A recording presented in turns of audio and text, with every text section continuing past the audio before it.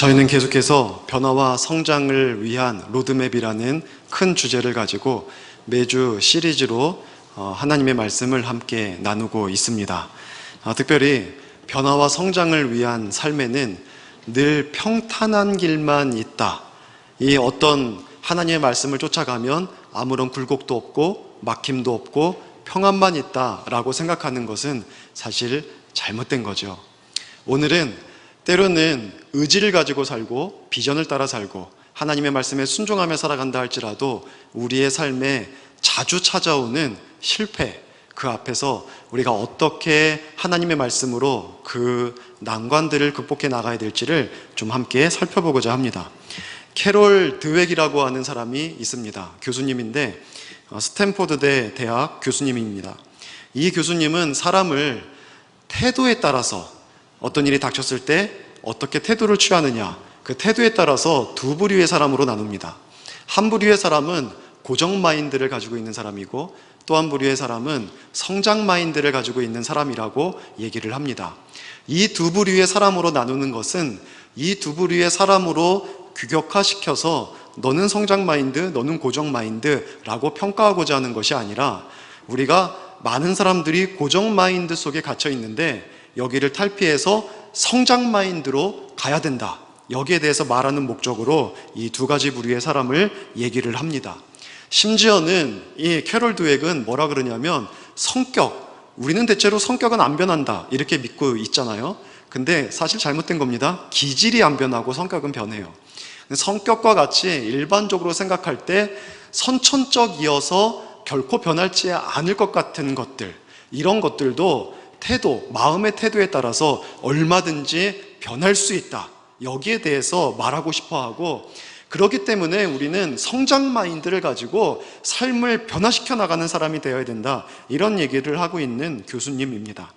이 고정 마인드와 성장 마인드를 가진 사람의 차이가 있습니다. 고정 마인드를 가지고 있는 사람들은 인간은 태어나면서부터 원래 유전자적으로 많은 것들이 정해져 있다라고 생각을 합니다.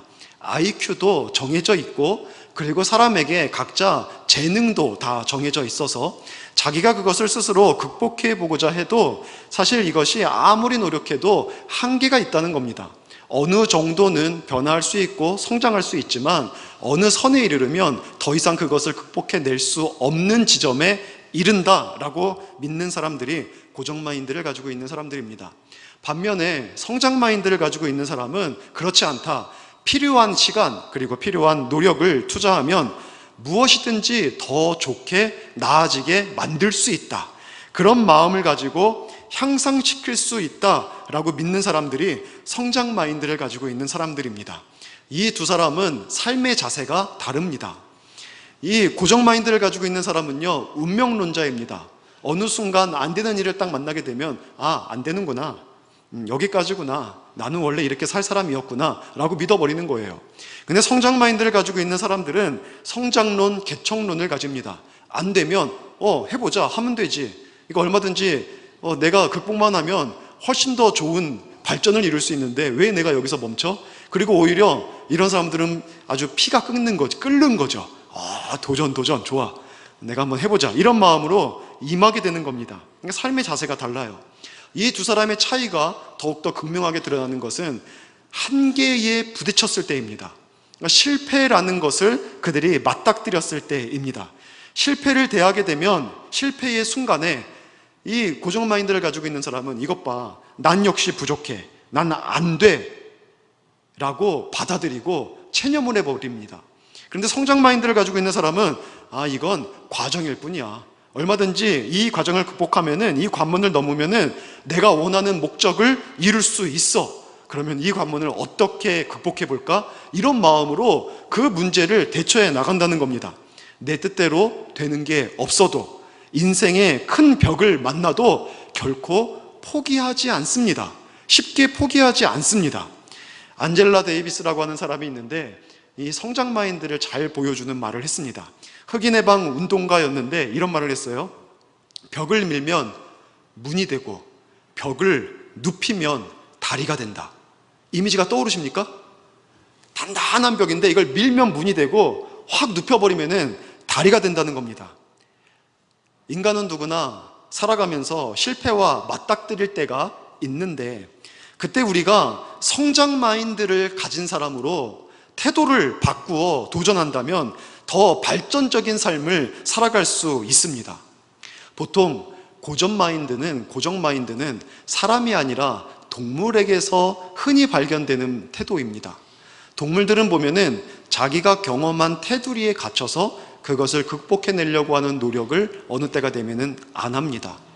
그래서 몸집이 커다란 코끼리를 보면은 조련사들이 그 코끼리를 사람들이 많이 있는 곳에다가 둘 때에도 아주 작은, 얼마든지 코끼리의 힘이라면은 뽑아버릴 만한 말뚝에다가 그 코끼리를 고정시켜 놓는다는 거예요. 그럼 그거를 처음 보는 사람들은 불안하죠. 코끼리가 발만 한번 힘만 주면 이 말뚝이 뽑혀버릴 것 같은데, 근데 그런 말뚝에다가 코끼리를 잡아놓고 있으니까 옆에 가면 얼마나 불안하겠습니까? 그래서 사람들이 물어본다는 겁니다. 아니, 왜 코끼리를, 저렇게 큰 코끼리를 위험하게 저렇게 작은 말뚝에 박아놓습니까? 라고 물어본다는 거예요. 그러면 조련사들이 하는 말이, 절대 저 코끼리는 저 말뚝을 빼지 못합니다. 왜냐하면 그 코끼리가 애기 코끼리 때 아무리 몸부림쳐도 빼낼 수 없는 튼튼한 말뚝에다가 붙잡아 놓는다는 거예요. 그래서 아기 코끼리의 힘으로는 안 빠지는 거예요. 발버둥 치고 막 몸을 뒹구르고 기를 쓰고 용을 써도 꼼짝을 안 하는 말뚝에다가 이제 메어 놓는다는 거예요. 그럼 일정한 시간이 지나면 이 코끼리가 내 힘으로는 저 말뚝을 뽑을 수 없구나 라고 믿어버린다는 겁니다. 그러면은 이제 코끼리가 다 장성하고 나서도 그 어렸을 때에 박아놓은 말뚝처럼 튼튼한 것이 아니라고 할지라도 작은 말뚝 하나 딱 박아서 고정해 놓으면 이 말뚝은 내 힘으로는 못 뽑아 라고 믿어버려서 그 말뚝을 뽑지 않는다는 거예요. 이게 고정 마인드입니다. 힘은 있는데 멈춰 있는 거죠. 경험에 한정돼 있어요. 무기력을 학습해버린 겁니다. 학습된 무기력 속에서 이거를 못 뽑고 그냥 고정돼 있는 거예요. 꼬치고기라는 게 있습니다. 이 꼬치고기가 좋아하는 물고기 중에 미꾸라지가 있대요. 그래서 이 꼬치고기랑 미꾸라지랑 같이 놓으면은 그대로 밥이 돼버리고 마는 거죠, 미꾸라지가. 한 어항 속에다 놓고서는 이 꼬치고기와 미꾸라지 사이에 유리벽으로 칸을 만들어 놓는다고 합니다. 그러면 꼬치고기가 이 미꾸라지를 먹기 위해서 전력으로 질주할 거 아닙니까? 맛있는 게 있고 천천히 가면 도망가니까 먹이를 보면은 못 도망가게 확 달려들잖아요. 그 속도로 확 달려들다가 어떻게 되겠습니까? 그 주둥아리가 그 유리벽에 꽝 부딪히는 겁니다. 꽝! 여러분, 너무 깨끗이 닦아놓은 유리 현관에 부딪혀 본 적 없습니까? 저는 한 2번 있는데 너무 깨끗이 닦아놔가지고 커피 사러 가다가 한번 부딪혔는데, 한 2년 전인가? 막 입술 퉁퉁 붓고 아주. 이 꼬치고기가 그 유리벽에 갖다가 부딪히는 겁니다. 부딪혀요. 그러면 몇 번 부딪히다 보면은 나중에는 이 미꾸라지는 내가 먹을 수가 없는 거구나 라고 생각해 버린다는 거예요. 그때쯤 되어서 더 이상 유리벽에 갖다가 박지 않을 때쯤 되어서 실험하는 사람들이 이 유리벽을 제거하면은 이제 공간이 서로 왔다 갔다 할 수 있는 공간이 생겼잖아요. 그래서 서로 함께 다님에도 불구하고 꼬치고기가 미꾸라지를 안 잡아먹는데요. 왜냐하면 저 놈은 내가 먹을 수 없는 놈이라는 인식이 그의 마음 가운데 있는 겁니다. 이게 바로 동물들이 가지고 있는 마인드예요. 고정 마인드. 일정한 경험이 주어지면 그 경험을 벗어나는 능력이 있음에도 불구하고 극복하려고 하지 않는 것. 근데 하나님의 형상으로 지음받은 인간이, 또 하나님께서 이 땅에 소명 때문에 보내주셔서 그 소명 붙잡고 살아가는 인간이 동일하게 이런 고정 마인드를, 이런 삶의 태도를 가지고 살아간다는 것은 여러분 정말 우리가 부끄러운 일입니다. 우리는 우리의 인생 전체가 하나님께서 목적을 두고 가게 하신 길입니다. 때가 되면은 하나님께서 목적하신 바를 우리는 이루고 또 도달하게 될 것입니다. 그 마지막 종착점은 하나님의 나라겠죠. 이 땅에서 내게 허락하신 영역 속에서 하나님의 나라를 세워가고 결국 궁극적으로는 주의 나라에 들어가는 겁니다. 그때까지 우리는 그 길 가다가 수없이 실패를 경험합니다.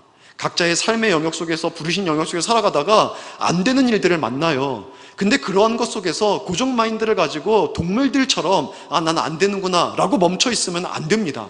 하나님의 형상을 따라 지음받은 우리는 그 자리에 일어나서 하나님께서 내게 허락하여 주신 그 일들을 이루기까지 다시 각자의 삶의 현장에서 나아가야만 하는 것입니다. 여러분, 고정 마인드 혹시 가지고 계시다면 버리고 성장 마인드를 가지고 태도를 바꿔서 실패가 정말 실패되지 않도록, 실패가 오히려 우리로 하여금 큰 재산이 될 수 있도록 여러분 그렇게 자신을 바꾸어 나갈 수 있기를 주의 이름으로 부탁을 드립니다.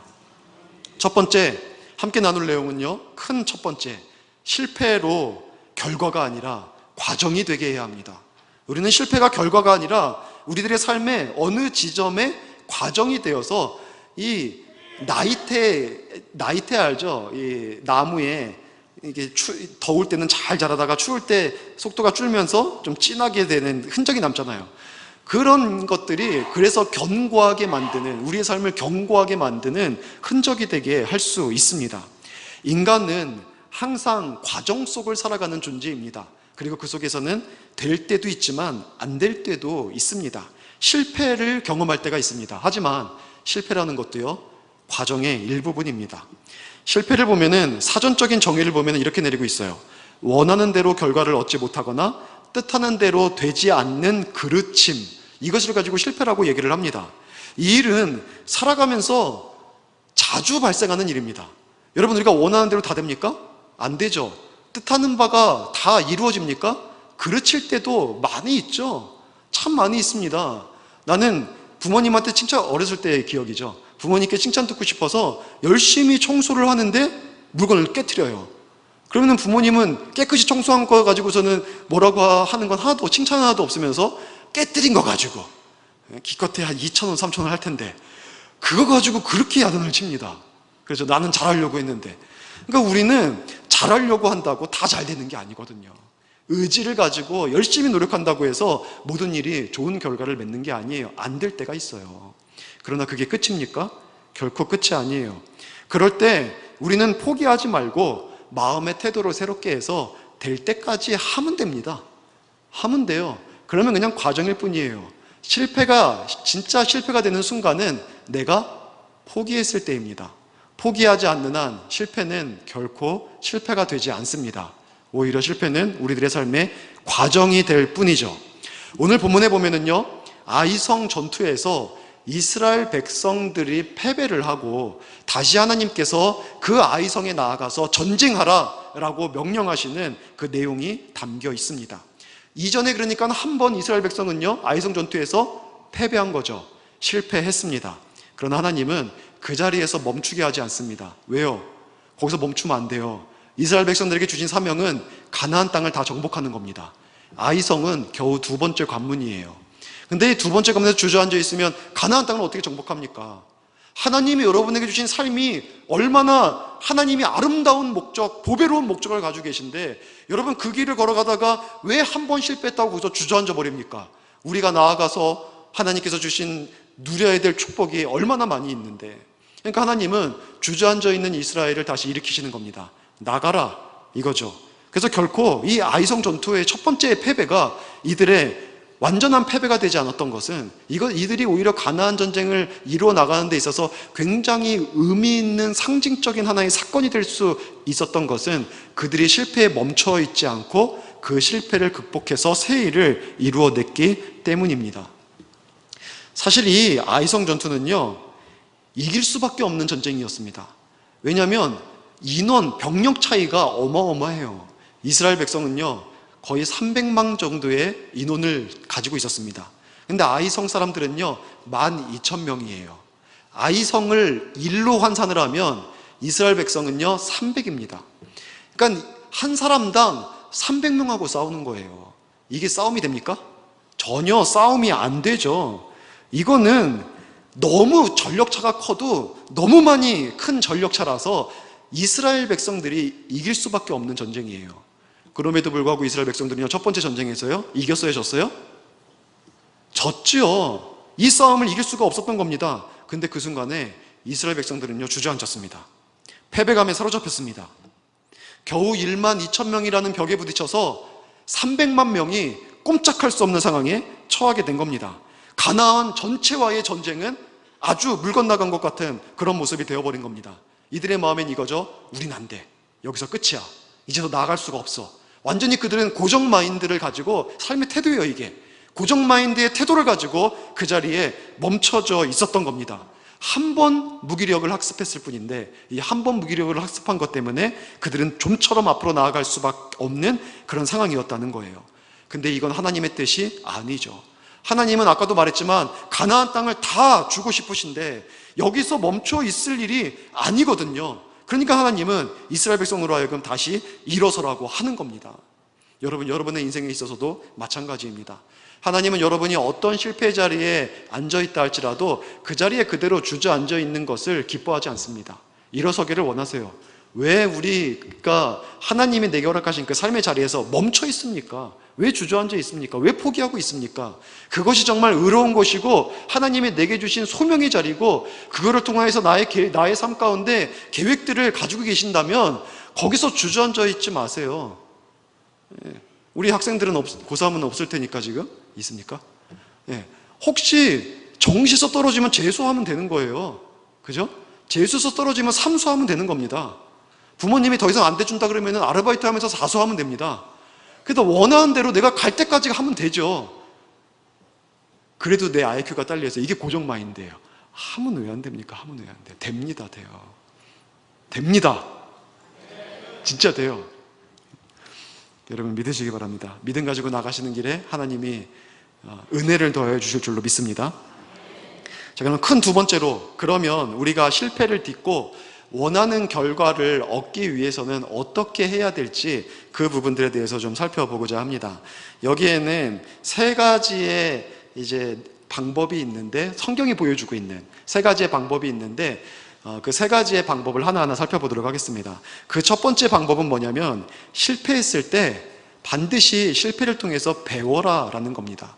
실패의 자리에서 그냥 있는 것이 아니라 무엇인가 배울 수 있어야 합니다. 가장 큰 실패는, 실패 중에서도 가장 큰 실패는 실패를 통해 아무것도 배우지 못하는 것입니다. 저희 집 싱크대에 붙여 있는 겁니다. 포스트잇으로. 가장 큰 실패는 실패를 통해서 아무것도 배우지 못하는 겁니다. 닉 부이치치 아시죠? 손발이 다 없는 사람입니다. 이 사람이 이런 말을 했어요. 누구나 실패한다. 그러나 그때마다 배우는 것이 중요하다. 그러면 누구나 다시 일어설 수 있다. 여러분, 실패를 딛고 일어서기를 원한다면 내가 실패한 자리에서 무엇인가 배우는 게 있어야 합니다.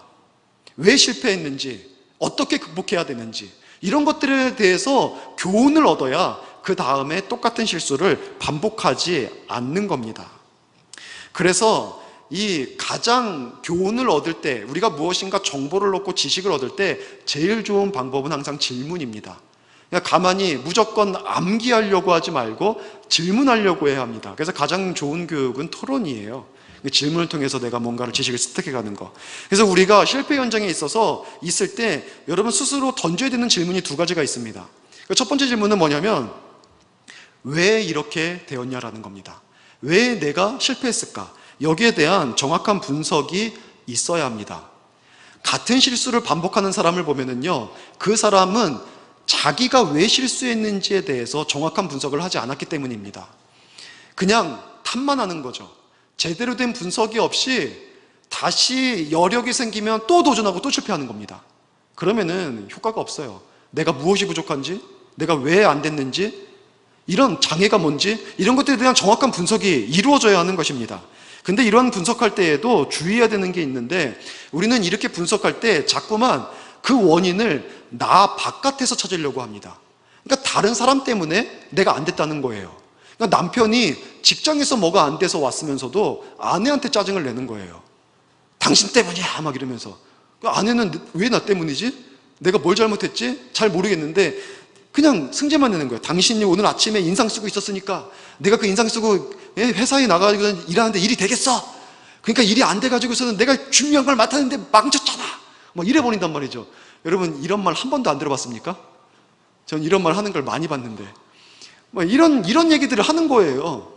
그러니까 아무것도 아님에도 불구하고 내가 어디서 많이 본 거지? 근데 이게 내 아내 탓이 아니고 내 남편 탓이 아님에도 불구하고 뭔가 안 되면 막 집에 와서 짜증을 내는 거예요. 당신 때문에 그랬다고. 자녀들한테도 가만히 있는 자녀들이 막 날벼락 맞고 불벼락 맞죠. 아무것도 잘못한 게 없는데 똑같이 어제도 텔레비전 보고 있었고 오늘도 텔레비전 보고 있는데 어제는 그냥 아이고 텔레비전 보니까 재밌니 하더니 오늘은 넌 맨날 텔레비냐 막 이렇게 하면서 승질내고 우리는 남 탓을 참 잘합니다. 뭔가 잘 안 되면 내 동료 탓을 하고 그리고 나의 가정에 누군가를 탓을 하고 부모 탓을 하고 부모님이 재산을 많이 물려줬다면 부모님이 똑똑한 머리라도 물려줬다면 부모님이 연예인들처럼 잘생긴 얼굴이라도 물려줬다면 내가 이렇게 안 살 텐데 우리 다 공감하고 계시네요. 막 이런 얘기들을 우리는 하면서 다른 사람 탓을 한다는 거예요. 조상 탓을 하기도 하고 묘자리 탓을 하기도 하고 한국 사람이죠. 그리고 집터 탓을 하기도 하고 그래서 안 된다는 거예요. 그리고 심지어는 하나님까지 탓하죠. 여러분 이렇게 원인 분석을 하되 누구 때문에 안 됐어? 다른 원인 때문에 안 됐어? 이러면서 자꾸만 나 바깥에서 문제를 보면은 이 사람은 제대로 원인을 찾지 못한 겁니다. 그래서 똑같이 문제를 맞닥뜨리게 되면은 또 실패합니다. 그걸 극복해낼 수 있는 준비가 안 되어 있는 거거든요. 그래서 내가 뭔가 잘못했으면 먼저는 왜 그런가를 봐야 되는데 내 자신을 봐야 됩니다. 여러분 이스라엘의 문제가 사실 우리가 드러나 있는 한 가지 문제를 알고 있죠. 여리고 성에서 하나님이 아무것도 갖지 말라 그랬어요. 근데 아이성은 우리가 읽어봤지만 나오는 모든 것들은 너희가 가져라 그랬어요. 근데 여리고 성에도 아이성에도 이런 명령들을 주시는 것은 하나님 뭐가 필요해서가 아니라 이건 하나님의 순종 여부를 보시는 거예요. 항상 하나님은 우리에게 무엇인가 말씀하실 때 제일 중요한 목적은 순종하냐 안 하냐를 보십니다. 순종하는 모습이 보이면 그 순간에 하나님은 예비하셨던 것들을 다 주세요. 아브라함을 생각해 보세요. 이삭을 시험하시죠. 아브라함으로 하여금 이삭을 죽이는 시험을 하시죠. 그 아들 100세에 얻은 아들을 나한테 제물로 바치라는 거예요.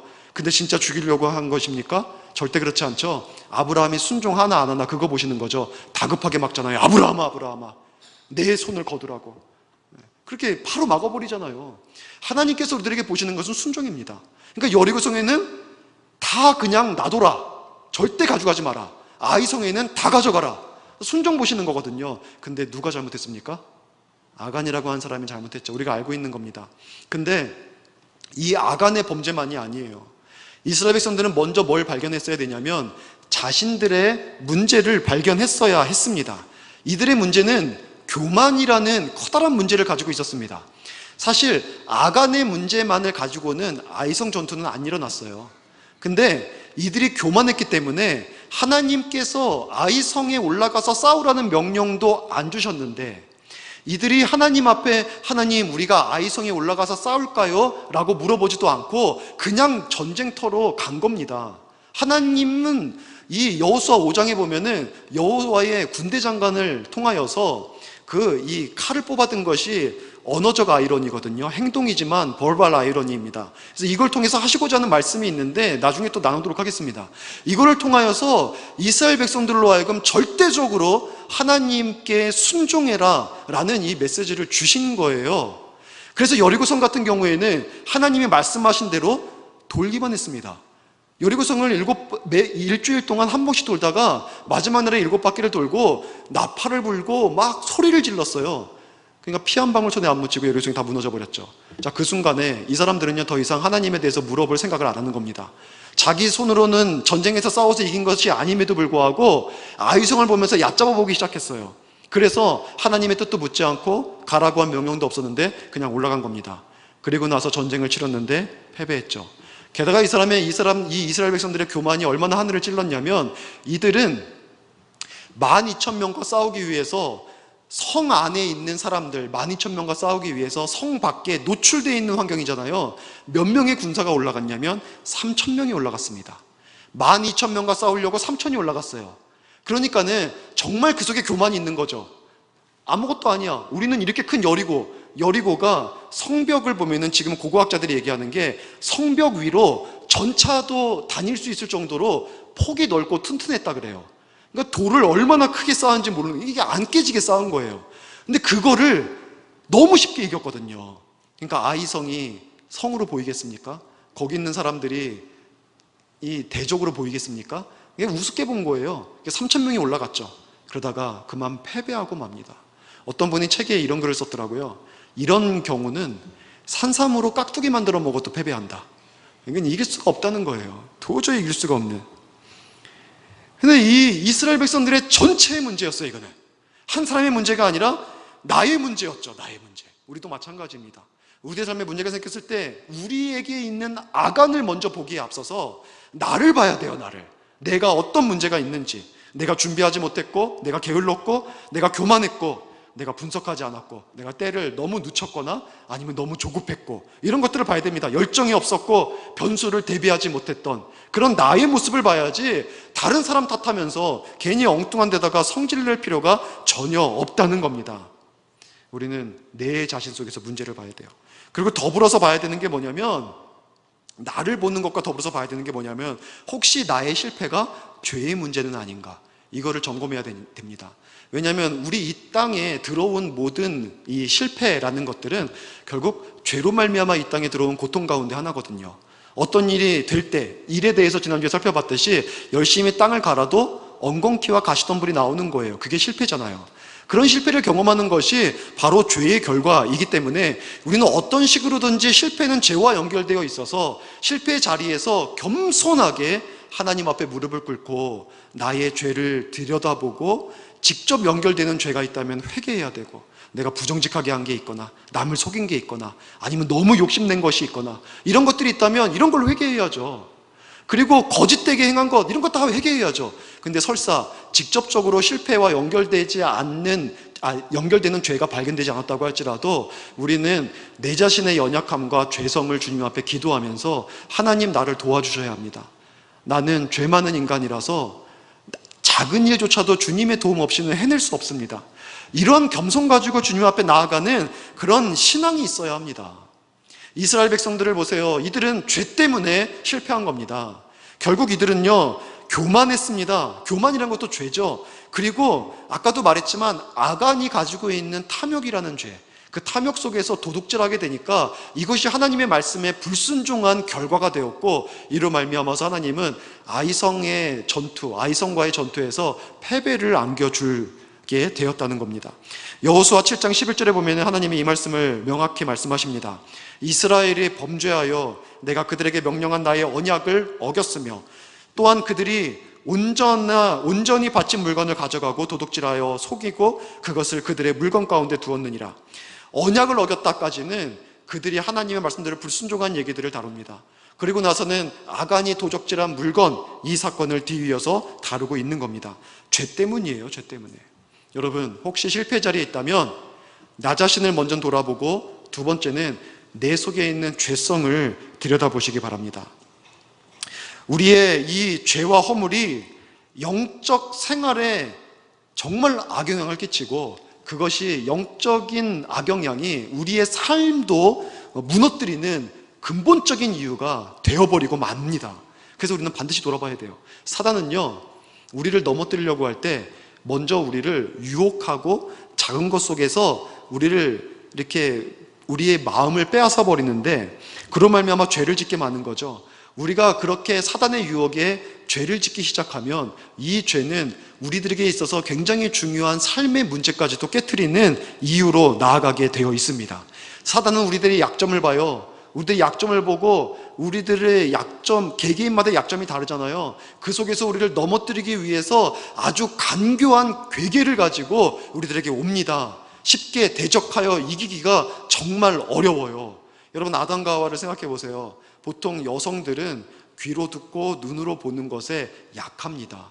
그리고 특별히 아름다운 것들을 보고 그런 것들에 대해서 들으면 그게 진짜인 것 같은 생각을 조금 더 많이 하는 것 같아요. 이거는 하나님께서 여성을 그렇게 착하게 만드신 것 같습니다. 이렇게 여성을 그냥 이렇게 만들었다 그러면 또 싫어할까 봐서 착하게 만드셨습니다. 그래서 여성분들이 백화점에 가면은, 이건 이제 호르몬이 나온대요. 호르몬. 이 호르몬이 중추신경을 마비시킨대요. 그래서 다른 판단을 제대로 하지 않고 그 아주 좋은 신상품, 아름다운 상품, 이런 것들만 막 보게 만드는 거죠. 그러니까는 하와가 눈으로 보기에 보암직하고 먹음직하고 지혜롭게 할 만큼 탐스럽고, 그 사단이 그 뱀통에서 꼬이니까 또 들어보니까는 그럴듯하고, 그러니까 그거 이렇게 먹잖아요. 그 약한 거를 노리는 거예요. 아담한테 노렸으면은 남자는 규칙지향적인 사람들이 많거든요. 안 돼, 하나님 말씀하셨어, 이렇게 돼버릴 텐데, 하와한테 이거 봐, 이쁘지, 먹음직스럽지 하니까 진짜 이쁘네, 괜찮네, 이렇게 되는 거거든요. 중추신경이 마비되거든요. 어쩔 수가 없어요. 이런 얘기 혹시 이런 얘기 혹시 아십니까? 어떤 이제 아내가 너무 비싼 옷을 사가지고 집에 온 거예요. 남편이 막 화가 났죠. 아니, 당신은 집안 형편도 생각해야지, 그렇게 비싼 옷을 사가지고 뭐 어떡하냐, 정신이 있는 거니 없는 거니? 라고 이제 물어보는 거예요. 사단이 유혹하대, 어쩔 수 없었지. 그러면은 사단아, 썩 내 뒤로 물러나라 해야 될 거 아니야? 라고 했더니 했는데 갑자기 뒤에서 이런 소리가 들려오대. 저기요, 뒤태를 보니 너무, 그 옷을 입은 뒤태를 보니 너무 아름답소. 그래서 넘어갔지. 뒤로 물러나라 했는데 뒤태가 이쁘다고 하니까 어쩔 수 없이 샀다는 거예요. 그러니까 여러분, 이 여성의 약함, 그러니까 어쩔 수 없어요. 아름다운 거 좋아하고, 또 다른 사람이 말하면 그대로 믿는 이 착한 심성, 이런 것들에 넘어가는 거예요. 그걸 노리는 거죠. 포장하느라고 되게 힘들어요. 또 남자는 뭐에 약합니까? 남자, 뭐 여자에 다 약한 건 아닌 거예요. 아내한테 약하죠? 여자한테 약한 겁니까? 아내한테 약하거든요. 아내가 먹어 하면은 먹어야지 어떻게 하겠습니까? 그냥 여보 나 먹었는데 당신도 먹어 하면 알았어 하고 먹어야지 어떻게 하겠습니까? 그게 남자죠. 그러니까는 사단이 아내 통해서 아담 꼬이는 겁니다. 그러니까 우리 각 사람마다 약점이 있는데 그 약한 부분들을 공략하면 우린 넘어갈 수밖에 없어요. 쉽게 넘어갑니다. 그러니까는 이 사단이 그렇게 해서 우리를 죄짓게 만들면, 이 죄짓는 것은 하나님과 완전 관계없는 행동이고, 죄로 말미암아 영적인 것은 제가 누차 강조하듯이 우리는 이 영적인 것이 우리들의 육체와 우리들의 정신과 우리의 삶에 다 연결되어 있어서 우리가 영적으로 죄짓는 것이 우리의 삶에 큰 실패를 가져올 이유가 된다는 거예요. 그러니까 우리는 항상 문제가 있을 때 죄의 문제를 정확하게 분석해야 합니다. 그러면은 왜라는 질문에서 끝내냐? 안 돼요. 무엇이 문제인지 발견했다면 그 다음에는 어떻게라는 두 번째 질문을 던져야 됩니다. 그러면 어떻게 하면 이 문제를 극복할 수 있을 것인가? 라는 질문을 던져야 됩니다. 교훈은 그렇게 얻는 겁니다. 문제 발견한 것뿐만 아니라 극복하기 위한 방법까지 알아야 진짜 교훈을 내 손에 쥐고 있는 거죠. 그래서 이 여호수아 같은 경우에도 이 아이성 첫 번째 전투에 진 다음에 하나님께 기도를 합니다. 하나님, 왜 우리가 진 겁니까? 어떻게 해야 됩니까? 무엇이 문제입니까? 이런 것들에 대해서 기도를 하고 묻습니다. 그러니까 하나님께서 13절에 말씀을 해주시는 겁니다. 너희들이 회복될 수 있는 방법이 있는데 백성을 거룩하게 하라는 겁니다. 먼저 너희들의 백성들이 다 교만의 죄를 지었는데 하나님 앞에 이 죄를 회개해야 된다. 그리고 또한 직접적으로 지은 죄가 하나 있는데, 그것은 이제 너희 물건 가운데 훔쳐간 사람이 있는데 이거를 되돌려야 한다. 그래야만, 이 죄의 문제들이 해결돼야만 내가 아이성과의 전쟁에서 이기도록 하겠다라는 말씀을 하는 겁니다. 여호수아는 이제 하나님의 말씀을 듣고 우리의 전체의 문제를 알았어요. 우리가 하나님의 말씀 없이 갔구나, 순종하지 않고 내 맘대로 행했구나. 그래서 두 번째 전쟁에서는요, 8장 1절에 보면은 이제 하나님께서 약속을 주니까, 명령을 주시니까 순종하면서 나아가는 모습을 보여줍니다. 하나님의 말이 있으니까 움직입니다. 또 하나의 문제도 있었죠. 아간의 죄. 이거는 7장 25절, 26절에 보면은 이 제비를 뽑아서 결국은 그들 가운데 아간이 죄를 지었다는 것을 밝혀내요. 그리고 그의 가족을 멸절시킵니다. 죄를, 뿌리를 뽑아버리는 거죠. 우리들에게 이것을 통하여서 상징적으로 교훈을 주시는 거예요. 죄의 문제가 얼마나 심각한 건지.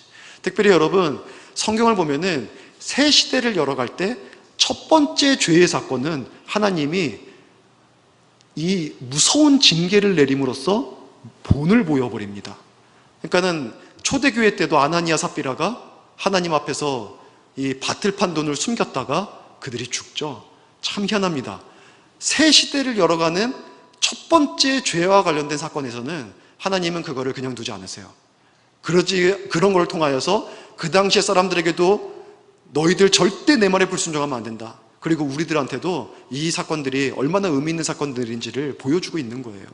이 죄를 뽑아내지 않으면, 해결하지 않으면 결국 그 다음에 성공하는, 원하는 바를 얻는 데까지 나아가기에 불가능한 것입니다. 그래서 결국은 이 문제들을 정확하게 보고 여호수아 장군은 이 문제들을 해결하고 맙니다. 특별히 우리는 죄의 문제를 굉장히 심각하게 봐야 돼요. 아까도 얘기하고 반복하고 있지만 죄는 아주 작은 것이라고 할지라도 반드시 해결해야 합니다. 그게 인생을 무너뜨려요. 미국 콜로라도에 럼스틱 산이라는 산이 있습니다. 이 산이 굉장히 유명한 산인데, 이 산이 유명한 이유가 콜럼버스가 그 산에다가 나무를 한 그루 심었기 때문이에요. 이 나무는요, 불멸의 나무라는 별칭을 얻었습니다. 왜냐하면 그 나무가 14번이나 벼락을 맞거든요. 한 번 맞아도 나무는 두동강이 내버릴 거예요, 벼락 맞으면. 근데 14번을 맞았는데 멀쩡하게 서 있는 겁니다. 정말 불멸의 나무죠. 불굴의 나무죠. 그런데 이 나무가 아무리 태풍을 불어도 넘어지지도 않고 벼락 맞아 넘어지지도 않는 나무가 수년 전에, 몇 년 전에 결국 사라져 버렸습니다. 그 사라지게 된 이유가 뭐였냐면, 어느 날 딱정벌레 한 마리가 그 나무에 붙었는데 그 벌레가 그 나무를 갉아먹어 버린 거예요. 그래서 결국은 벼락을 14번 맞고도 멀쩡하게 살았던 나무가 조그만 딱정벌레에 의해서 이제 사라져 버리게 되었습니다. 여러분, 죄의 문제가 바로 이런 거예요. 작아 보여도 이것을 방치하면 이런 결과를 초래합니다. 우리의 삶을 무너뜨려 버리는 거예요. 그래서 우리는 정결하게 하나님 앞에 서야 됩니다. 우리는 겸손하게 우리들의 죄의 문제를 낱낱이 아뢰고 거룩함을 회복해야 합니다. 하나님의 사람들은 죄의 소명, 비전 따라 사는 사람들이기 때문에 이 거룩함 속에서 주님이 주신 사명을 이루어낼 수 있기 때문에 그렇습니다. 여러분, 그래서 우리는요, 실패의 순간에도 우리의 삶에 절대적으로 필요한 분은 예수 그리스도밖에 없습니다. 우리의 죄의 문제를 해결해 줄 수 있는 분은 예수님밖에 없지 않습니까? 실수와 실패, 그 앞에 주저앉아 있을 때 예수님이 필요합니다. 우리의 삶을 다시 시작하려는 매 순간마다 예수님을 붙잡아야 합니다. 죄의 모든 결과로부터 자유함을 주시는 분은 우리 예수님이십니다. 하나님의 아들, 죄와 사망의 권세를 깨트리고 그 결박을 이기시고 사신 예수님, 믿는 자에게 구원을 선물로 주시는 이 예수님을 붙잡아야 합니다. 여러분, 그렇기 때문에 캐롤 드웩 교수님이 성장 마인드, 이것만으로는 부족해요. 할 수 있다, 할 수 있다, 할 수 있다가 아니에요. 그게 아니라 예수님, 나와 함께 해주세요. 주님, 나의 문제를 해결해 주세요. 나에게 은혜를 베풀어 주세요. 이것이 죄의 문제라면 하나님, 간구하오니 내 죄를 해결해 주시사 내가 거룩한 사람으로 주님의 사명자로 서서 다시 내 삶을 하나님의 나라 만들어가는 사람 되게 해주세요. 우리는요, 반드시 예수 그리스도의 이름 붙잡고 일어나야 합니다. 그래야만 우리의 삶에 소망이 있습니다. 그래야만 비로소 다시 시작할 수 있는 새 힘을 하나님께서 우리들에게 허락해 주시는 것을 여러분 믿으시기 바랍니다. 그리고 이제 방법 중에 두 번째, 세 가지 방법 중에 두 번째, 첫 번째는 교훈을 얻는 거였죠. 두 번째는 뭐냐면, 이제는 교훈을 얻어서 재시도할 때에 두려움을 버려야 합니다. 두려움. 우리는 한 번 실패한 것을 다시 시도하려고 하면 두려움이 생기죠. 이거는 너무나 당연한 말입니다. 그래서 오늘 본문의 8장 1절에 보면은 하나님께서 전투를 앞두고 주신 말씀이 두려워 말라, 놀라지 말라, 이런 말씀을 굳이 주십니다.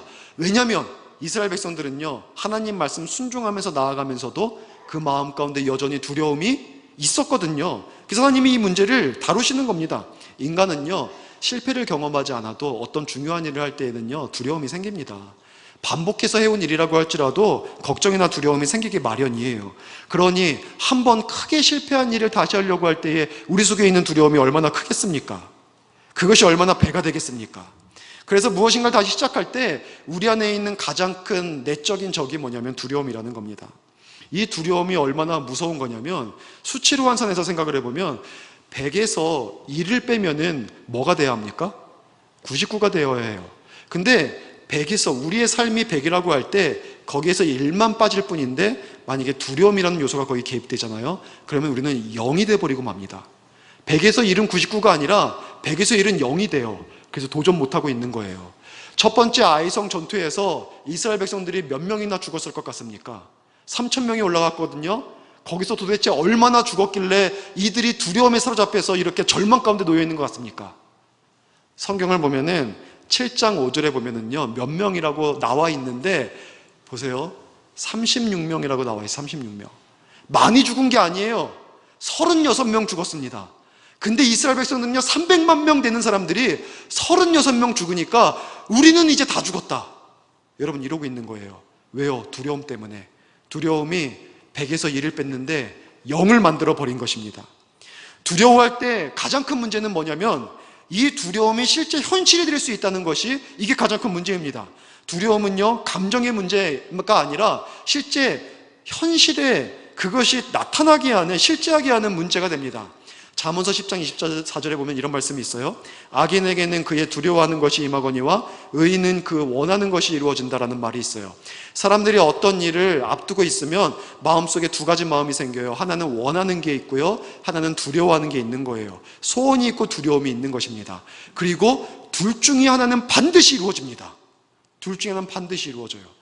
여러분, 사업을 시작할 때 우리는 소원이 있죠. 이 사업을 통해서 그동안 어려웠던 거 다 해결하고 이제 성공하고 싶은 마음이 있죠. 근데 반면에 손익분기점으로 언제나 넘을까? 그때까지 내가 지탱할 수 있을까? 혹시 이번에 실패하면 어떡하지? 이런 마음들이 동시에 있는 거예요. 소원이 있고 두려움이 있습니다. 시험을 앞두고 있는 학생들도 마찬가지예요. 시험을 잘 봐서 원하는 점수를 얻고 원하는 대학에 가거나 원하는 이제 자격증 라이센스를 받고 싶은 마음들이 있죠. 근데 반면에 두려움도 있어요. 이번에 안 되면 어떡하지? 이번에도 안 되면 어떡하지? 시험이 어렵게 나오면 어떡하지? 공부 안 돼서 나오면 어떡하지? 막 이런 마음들이 같이 있는 거예요. 근데 이 둘 중에 하나는 반드시 이루어지죠. 너무 당연합니다. 되든지 안 되는 거예요. 안 되든지 하는 거예요. 두려움이 이루어지든지 소원이 이루어지든지 그렇게 된다는 것입니다. 근데 하나님께서 우리 이 이스라엘 백성들에게 두려워하지 말라라고만 말한 것이 아니라 실제로 두려움이 아니라 소원이 이루어지는 방법까지도 하나님께서는 동시에 보여주셨습니다. 그게 뭐냐면 8장 1절에 보면은 보라, 내가 아이성과 아이 왕과 그의 백성과 그의 성읍과 그의 땅을 다 내 손에 넘겨 주었으니 라고 합니다. 주었으니. 과거형이죠. 미래의 일을 얘기하면서 과거형으로 얘기합니다. 이미 다 끝낸 것처럼 얘기합니다. 이게 하나님의 약속이죠. 그리고 이 약속은 반드시 이루어집니다. 우리에게 주시는 것이 뭐냐면 믿음이라는 거예요. 하나님을 향한 믿음. 어떤 일을 앞두고 있을 때 하나님이 그의 백성을 붙잡아 주시고 함께 해주시면 능히 해낼 수 있다라는 그 하나님에 대한 절대적인 믿음, 이것을 가지라고 말씀하고 있는 겁니다. 우리들의 삶 속에 두려움이 아니라 소원이 이루어지려면요, 하나님을 향한 믿음이 있어야 돼요. 나를 향한 믿음이 아니에요. 자기 개발서들을 보면은 자기를 믿으라고 하는데 나 믿으면 실패합니다. 하나님 믿어야죠. 약속 믿어야죠. 그래야지 되는 거예요. 근데 여기서 끝나지 않습니다. 하나님은 그렇게 나를 믿어라라고 얘기한 다음에 하시는 또 주신 방법이 뭐냐면 8장 2절에 보니까 너는 아이성 뒤에 복병을 돌아. 전략을 알려주신 거예요. 어떻게 싸울지 알려주신 거예요. 그러니까 하나님은 믿음만 주신 것이 아니라 실제 전략까지도 구체적으로 주셔서 철저하게 준비하게 하셨습니다. 여러분, 우리가 소원이 이루어지는 삶을 살아가려면 이 두 가지가 함께 있어야 돼요. 첫째는요, 하나님을 믿고 말씀을 믿는 믿음이에요. 그리고 두 번째는 뭐냐면 그 하나님을 믿기 때문에 내 나름대로 내 삶의 영역에서 최선을 다해서 철저히 하는 준비입니다. 이 두 가지가 동시에 있어야 돼요. 믿음이 있어야 되고 실력이 있어야 돼요. 하나님의 백성들은 이 두 가지를 다 잡고 있어야 돼요. 나는 믿음은 있는데 실력이 꽝이야. 이러면 여러분, 세상에서 우리가 크게 쓰임받기 어려워요. 나는 실력은 있는데 믿음이 없어. 역시 마찬가지입니다.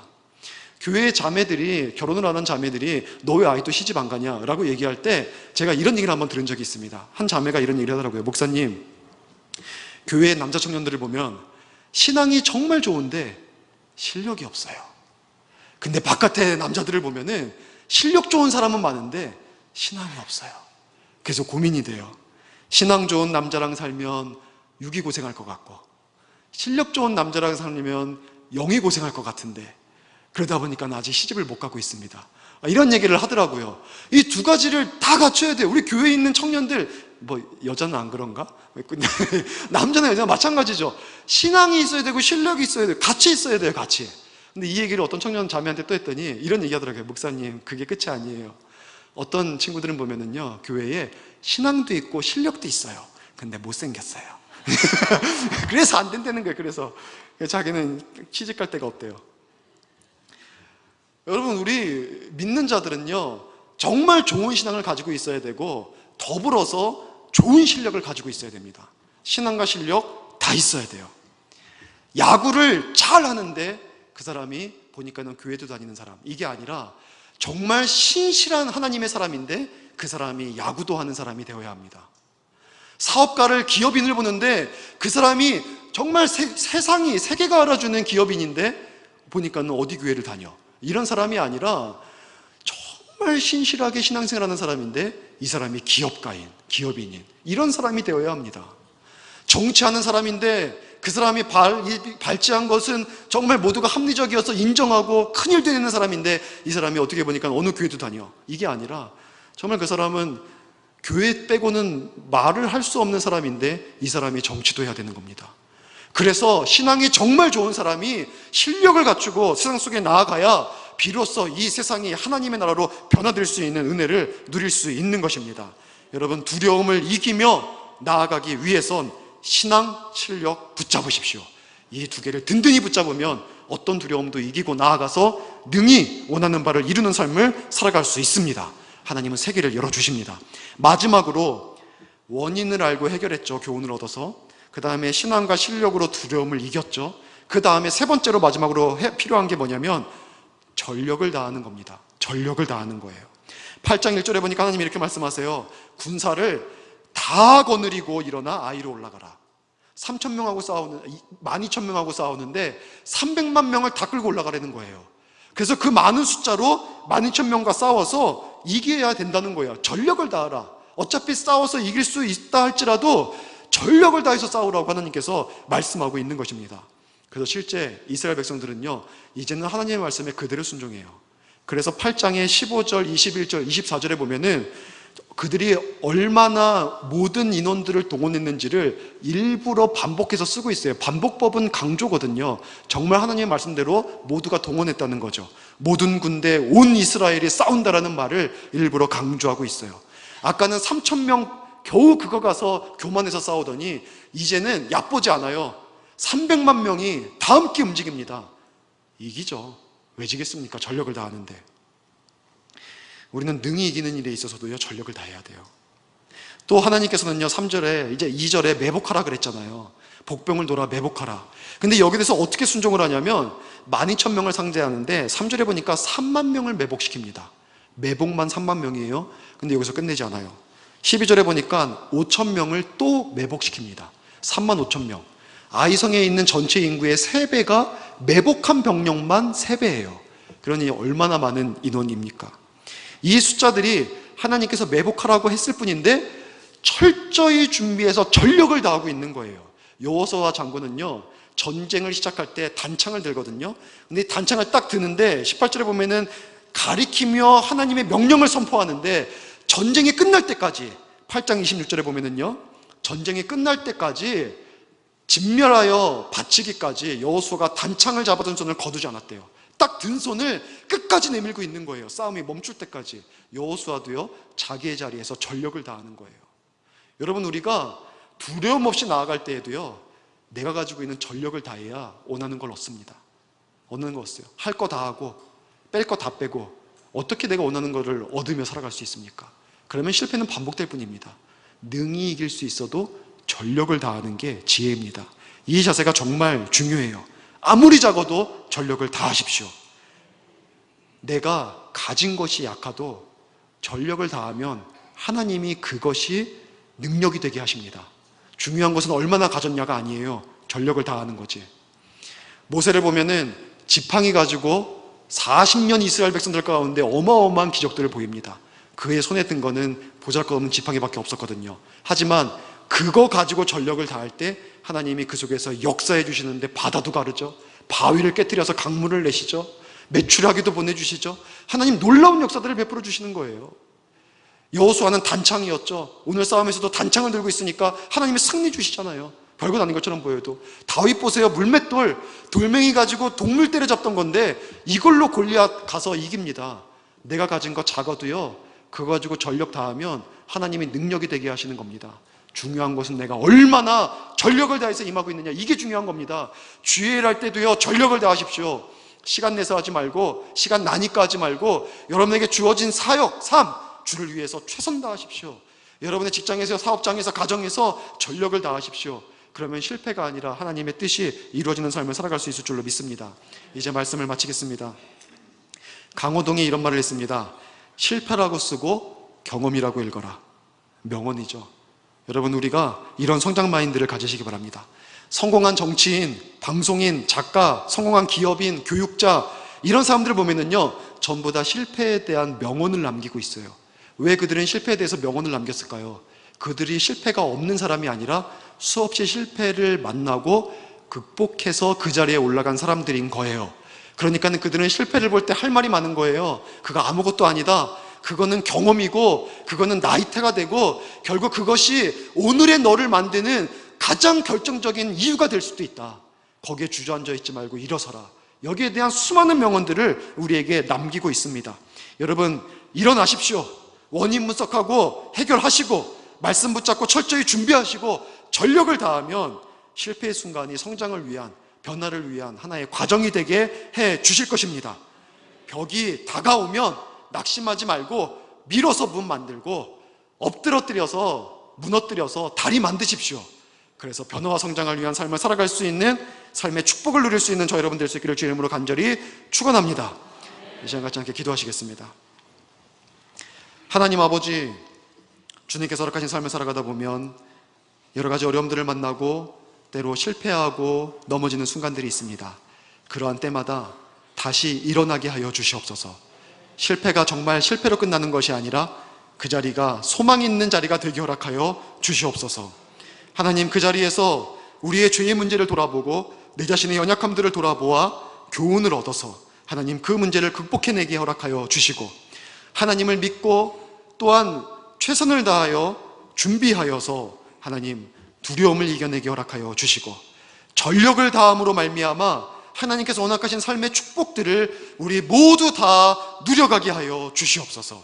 하나님 아버지, 오늘도 귀한 예물을 주님 앞에 올려드렸습니다. 11조 감사헌금, 주정헌금, 주일헌금, 여러 가지 목적 헌금을 드렸습니다. 하나님, 마음은 원이지만 마음껏 드리지 못하는 우리 성도님들도 주님께서 먼저 기억하여 주시사 위로하여 주시고 물질적인 축복도 더하여 주셔서 주님께 드림이 있는 참된 신앙을 살아가게 하여 주시옵소서. 오늘 마음과 뜻과 힘과 정성을 다해서 예물 드린 손길들을 축복하여 주시사 이 물질을 통하여 영광 받아 주시고, 이 물질을 통하여 주의 나라의 귀한 사역들을 이루어 주시옵소서. 이번 한 주 동안에도 저희들이 거하는 모든 현장에서 주여 동행하여 주시사 주님이 주시는 새 힘으로, 주님이 주는 평강과 기쁨으로 살아가는 한 주가 되게 하여 주시옵소서. 감사드리며 예수님의 이름으로 기도드렸사옵나이다. 아멘.